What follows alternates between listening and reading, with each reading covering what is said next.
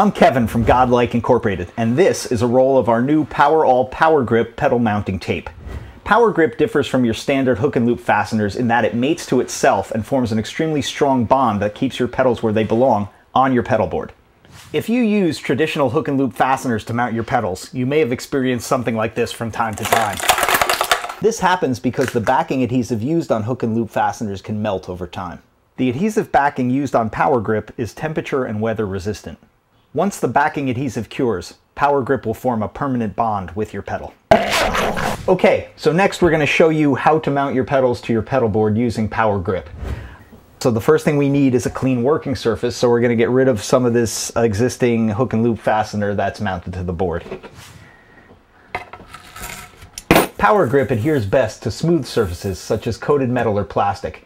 Make sure to remove any old glue residue using an appropriate cleaner. I'm going to use Naphtha paint thinner right now to remove the glue residue on this board. So now we've got a nice clean working surface, and our next step is to cut our Power Grip to the appropriate length and mount it to the board. Power Grip comes in a 1 meter roll, and that should be just enough material to mount 6 average size pedals. But what I'm going to do here is cover the entire surface of this pedal board with Power Grip so that the pedals can be moved around on the board. Okay, so our first step is we measure.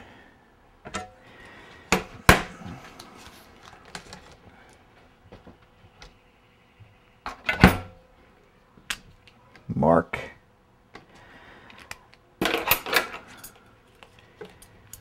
And cut. Now we remove the backing and we mount. You need to allow at least 24 hours for the backing adhesive on Power Grip to cure. Once it cures, you have effectively a permanent bond, and as you can see, I put this strip of Power Grip on about a minute ago, and I can already pick up the entire pedal board just by holding it. So there you have it, a pedal board completely covered in Power Grip. Now we're going to add some Power Grip to the back of a few pedals and mount them to the board. Once again, you want a clean working surface, so if you have any glue residue left over, you can clean it with Naphtha or a similar type of solvent.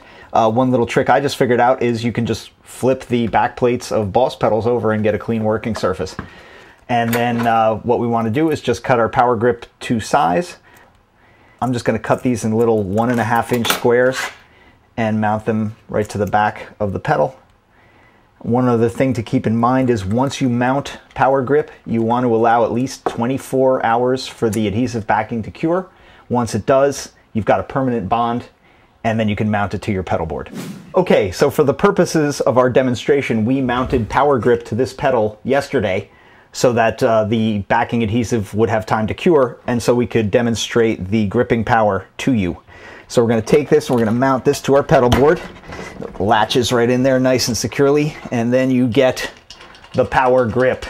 You can see how strong this bond is. Literally cannot get it off. So there you go, Power Grip. So here we have our finished pedal board reassembled with Power Grip, and as you can see, these pedals aren't going anywhere. Just remember to allow 24 hours for the backing adhesive to cure, wire up your board, and you're ready to rock and roll. So there you have it, folks. PowerAll Power Grip pedal mounting tape. For more info, please visit our website, www.godlike.com. This is Kevin for Godlike Incorporated signing off and telling you to go get the grip. How's that for